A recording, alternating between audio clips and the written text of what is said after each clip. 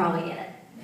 Do you know what I mean? So I called like a lot of, also I called like weird contacts, because I can tell you, Dax's mom did craft service on this film. So I don't know if you know what that means, but like you have to feed the crew throughout the day, and you have to have a big table, and it is a massive job, because you're dealing with everybody when they're hungry. You inevitably go through 100 pounds of water every day.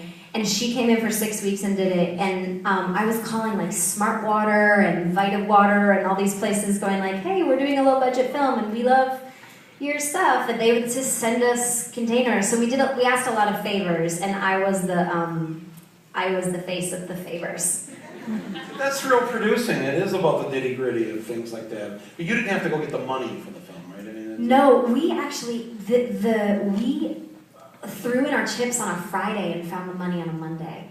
We threw in our chips on Friday because we had interest from a company that will remain nameless that we felt pulled something we didn't love right in the end, and it sat funny with all of our guts. And rather than going into our first experience where we hired all friends and all loves, rather than feeling something itchy in your soul, we said, okay, that's okay, we don't need to go forward.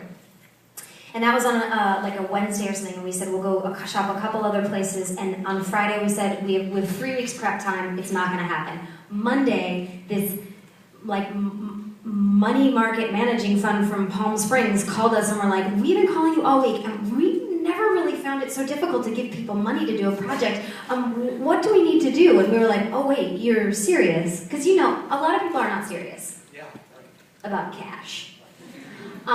And thankfully they pulled through, and they were unbelievable. Wow, the Canadians are serious. If they call, their money is still They're there. serious? Okay. Yeah. But that's been my experience. Sorry, that was such a long-winded answer. So you said 3 weeks, that's all you have? That's 3 weeks prep time. Well, here's some of the tricks behind this movie. We had no transpo department. We had 2 guys who work in transpo and are very experienced in transpo helping us. We drove the picture cars home every night. That Lincoln is Dax's actual car. His actual like real life vehicle, like that is in my garage. And that's what we drive to brunch. And he worked on it for 2 years, and the first thing he said, we're going out, I just got it, and it does have the super shiny motor and the race car bucket seats and the 5-point harnesses and whatever. But he sat in the car, and the first thing I said, I was like, this sounds like it's gonna break. Because it was so loud, and it sounded like we were driving in a Tiger, and I didn't yet understand that was a good purr. But, so we drove the picture cars home. He owns the Lincoln and the Tatum, which is the blue car we jumped the steps up at the end. That's actually his off-road racing car, because he's a total gearhead. And he worked for GM for 14 years. He drove like cars cross-country for them, or he prepped the vehicles when like journalists... They're training places, they're test places. He worked at the proving grounds, yeah. So he has a great relationship with GM, so he wrote all these parts for these people, because this is our entire social circle. And he also, I mean, besides Bo Bridges, we didn't know him, but we're happy to know him now.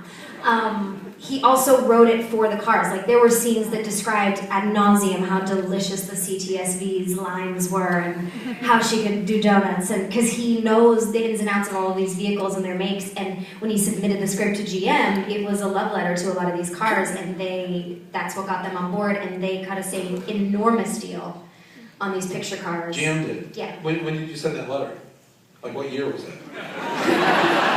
Last year. Last year. Yeah. Oh, so when we owned General Motors. Yeah. When Obama was in charge. Right. Yeah, of course.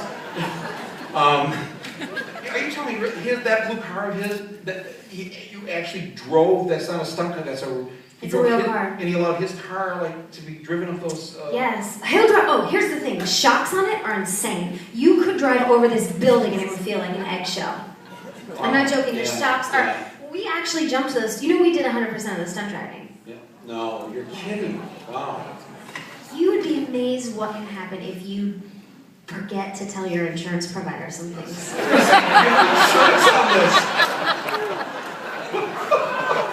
You didn't tell them you guys were driving. No, we didn't, okay? But listen, everybody survived, we got across the finish line, everybody's intact.